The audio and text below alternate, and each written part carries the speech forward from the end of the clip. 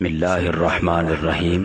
حضرت ابو ہریرہ رضی اللہ تعالیٰ عنہ سے روایت ہے کہ رسول اللہ صلی اللہ علیہ وآلہ وسلم نے فرمایا، ان قریب لوگوں پر ایسا وقت آئے گا جس میں ہر طرف دھوکہ ہی دھوکہ ہوگا، جھوٹے کو سچا سمجھا جائے گا اور سچے کو جھوٹا سمجھا جائے گا، اور خیانت کرنے والے کو امانت دار اور امانت دار کو خیانت کرنے والا سمجھا جائے گا، اور روبیزہ خوب بولے گا۔ صحابہ کرام نے پوچھا، اے اللہ کے رسول، روبیزہ کیا ہے؟ تو رسول اللہ صلی اللہ علیہ وسلم نے فرمایا، عوام الناس کے معاملات پر اختیار رکھنے والا کمینہ شخص۔